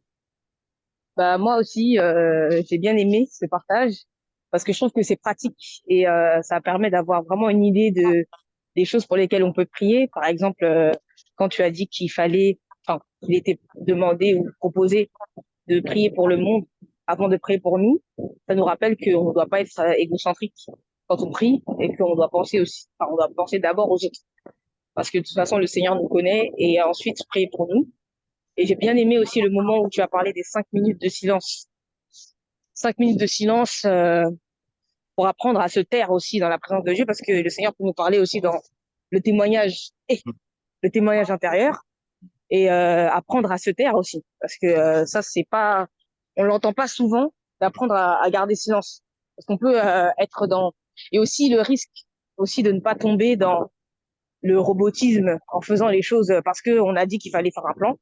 Mais je pense que c'est aussi important, je ne sais pas si ça a été dit, mais d'inviter le Saint-Esprit à nous conduire pour que lui puisse ajuster le plan et ajuster la direction du moment de prière. Voilà.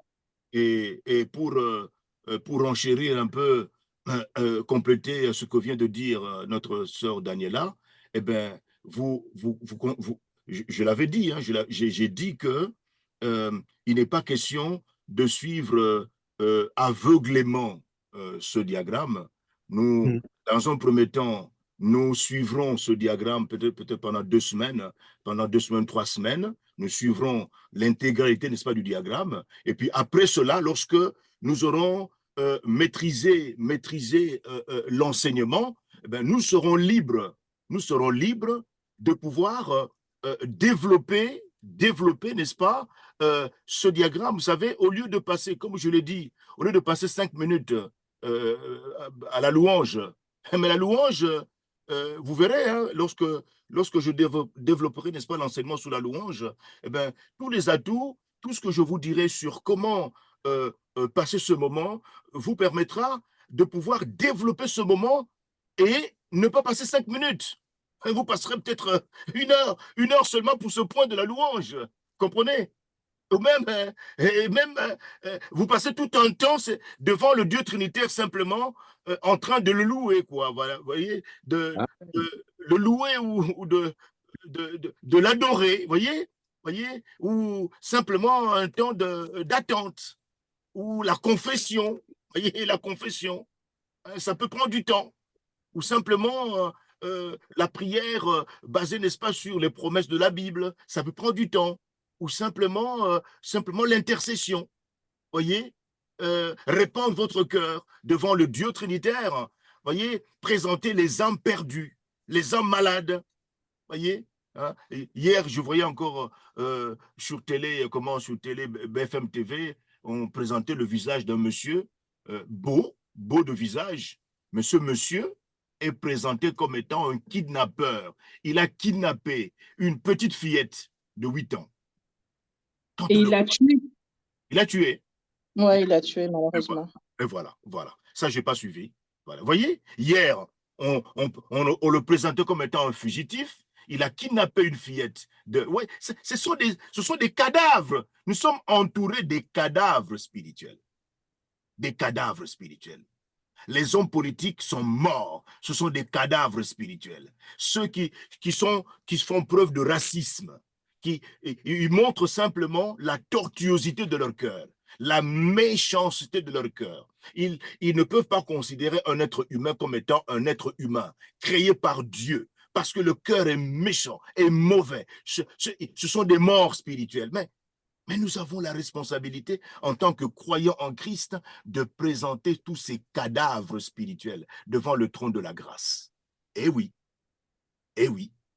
c'est notre responsabilité.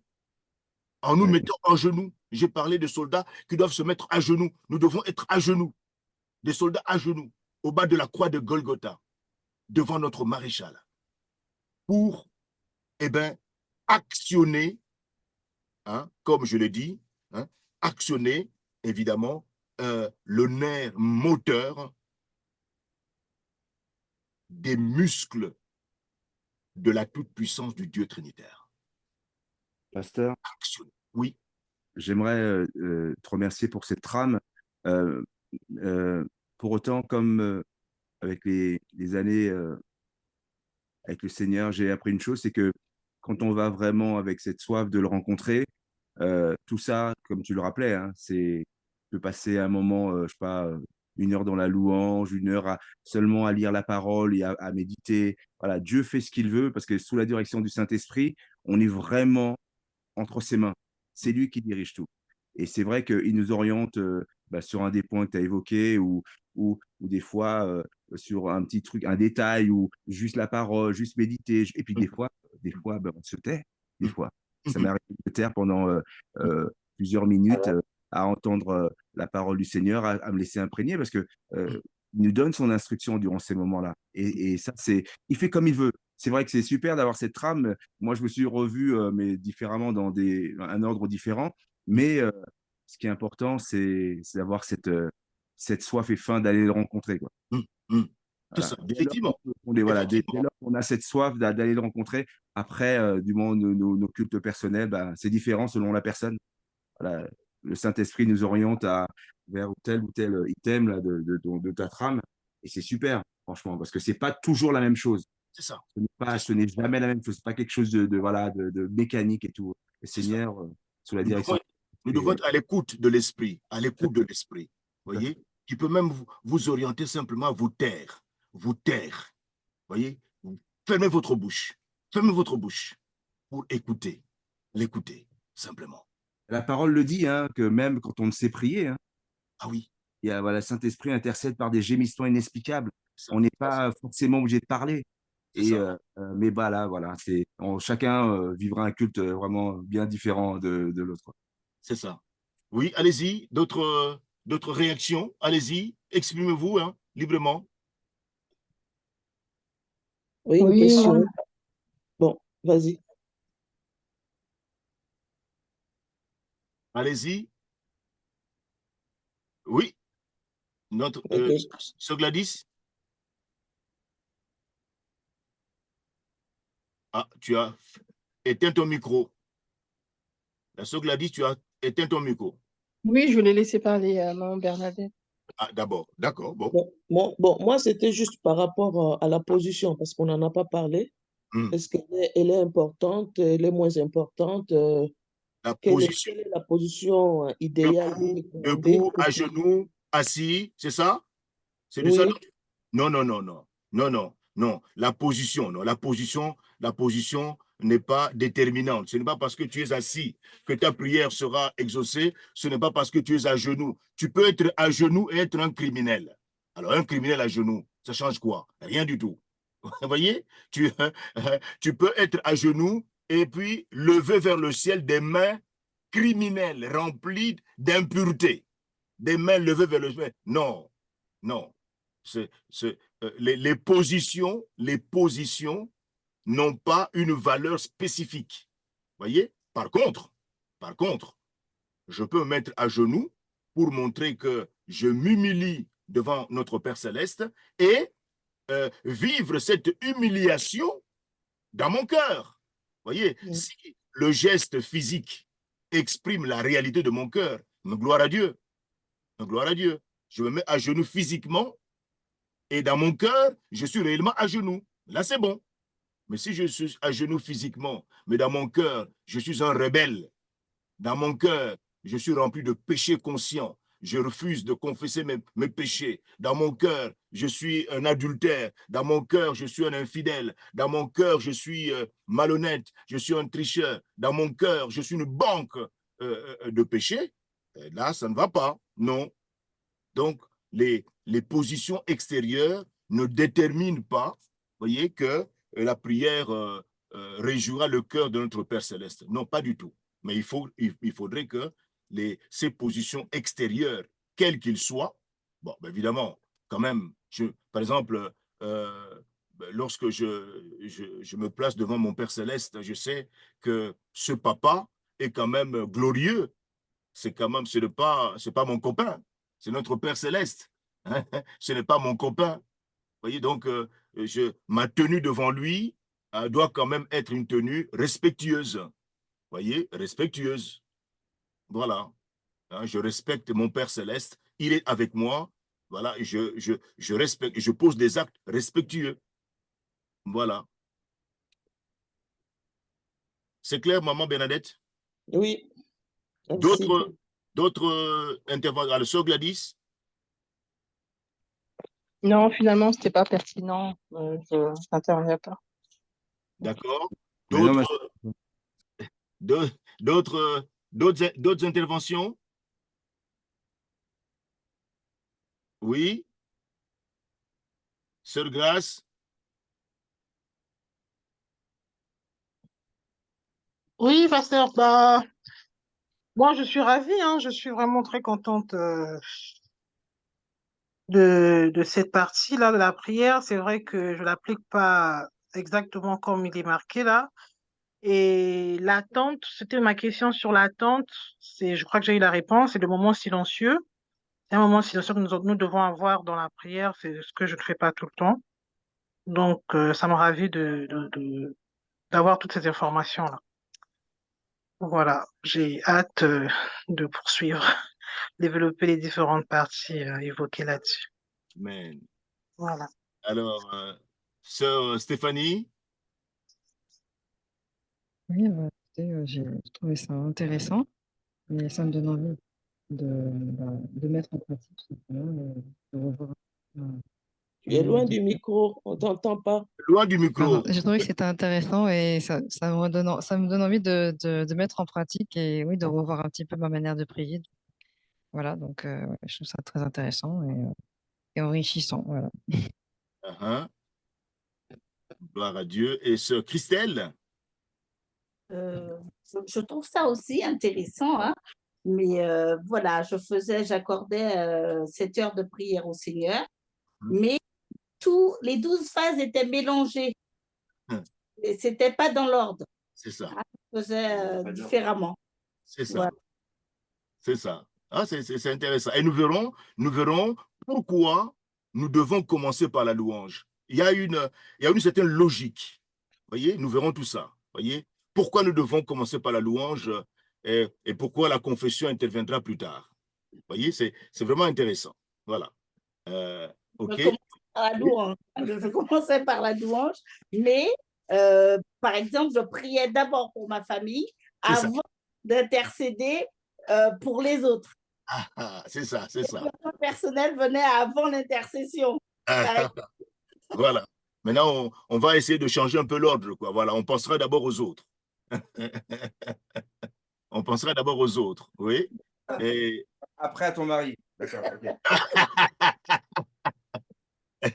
Oui. Alors, quelqu'un voudrait encore intervenir avant de terminer? Voilà. Tout le monde a parlé. Voilà. Les autres, bon, eh ben, nous allons demander, nous avons terminé, nous allons demander à notre bien-aimée sœur Christelle de terminer, de remercier notre Père Céleste pour toutes ces informations que nous avons reçues aujourd'hui et que, par sa grâce, eh ben, nous mettions à appliquer ces choses, à vivre cette parole dans notre vie. Oui, nous voulons effectivement nous consacrer à son service, passer du temps dans la présence du Dieu Trinitaire pour l'écouter et lui exposer les besoins de notre monde malade. Nous allons prier avec notre bien-aimée sœur Christelle. Alléluia, Seigneur. Merci. Tout d'abord, je veux te remercier pour le pasteur qui prend de son temps chaque samedi pour nous enseigner, Seigneur. Et merci pour ta parole qui a été prêchée. Que cette parole ne tombe pas dans une terre au bord du chemin, comme dit la parole, ou bien dans les pierres, etc., mais prépare nos cœurs à recevoir cette parole tout pleinement et qu'on mette en pratique, Seigneur. Seigneur, parce que la prière, c'est la seule arme que nous ayons pour lutter contre les démons, pour lutter contre Satan, pour lutter contre notre père, notre ancien père, notre ancien père. Seigneur Jésus, je te prie maintenant de nous raccompagner, tout un chacun, de faire en sorte que nous mettions en pratique cette parole et ces promesses que tu as dans ta parole, que nous puissions nous saisir de tes promesses. Amen. Amen, amen, amen. Amen. Merci beaucoup, bien-aimé, pour la prière. Nous pouvons nous saluer maintenant. Je pense qu'on peut se voir quand même, non? Voilà. Hein? Voilà, on peut se voir, oui, oui. Voilà, je vois ma Bernadette, voilà. Bonjour, bonjour. Bonjour, bonjour, bonjour. Voilà. Dommage que je ne peux pas voir toutes les, voilà, les vidéos. Ah là, je vois tout le monde là. Et voilà, c'est ça, la sœur Gladys. Voilà. Voilà, sœur Stéphanie, sœur Grace. Voilà. Bon week-end. Bon week-end. Dieu voulant, à demain. Bye bye. Okay. Allez, merci beaucoup. Bye bye. Ok. Voilà, donc notre sœur Gladys, tu as éteint l'enregistrement, sœur Gladys?